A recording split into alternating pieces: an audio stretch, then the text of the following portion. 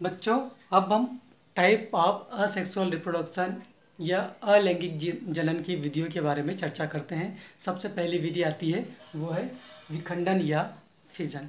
विखंडन या फिजन में एक कोशिकीय जीव समसूत्री या अर्धसूत्री विभाजन के द्वारा विभाजित होकर दो या दो से अधिक जीवों का निर्माण करता है। यह प्रक्रिया कहलाती है विखंडन या फिजन। यह जो विधि होती है जनन की, वो मुख्य रूप से प्रोटोजोन्स के अंदर देखने को मिलती है, बैक्टीरिया में भी देखने को मिलती है और कुछ लोअर मेटाजोन्स होते हैं उनके अंदर भी देखने को मिलती है।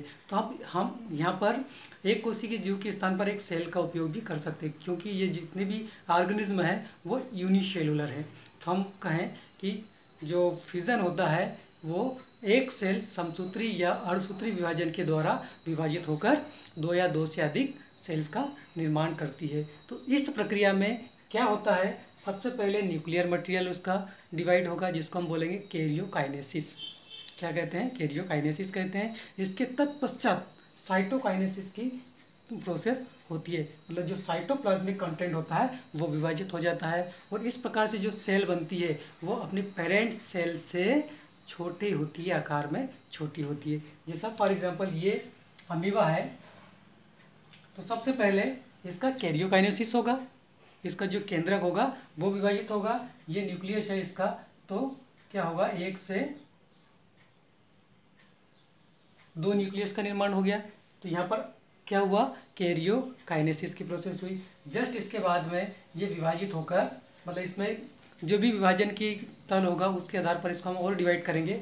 हम यहाँ लिख रहे हैं, बना रहे हैं, वन सेल, एक न्यूक्लियस इसमें चला गया और एक न्यूक्लियस इसमें चला गया।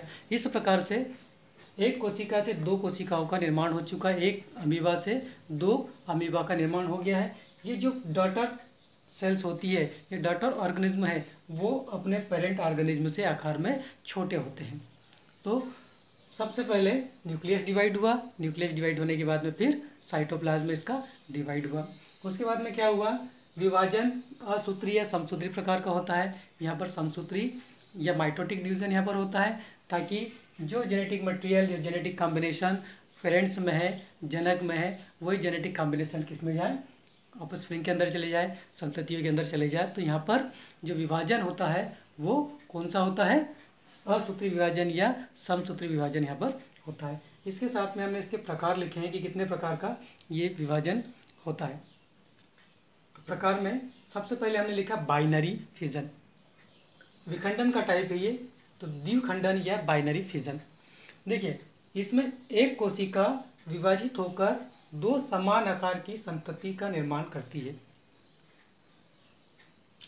एक कोशिका विभाजित होकर दो समान आकार की संततियों का निर्माण करने की जो प्रक्रिया है वो कहलाता है बाइनरी फिजन या द्विखंडन। द्वि मतलब होता है दो, तो एक कोशिका से यदि दो कोशिकाओं का निर्माण हो रहा है तो वो कहलाता है बाइनरी फिजन या द्विखंडन।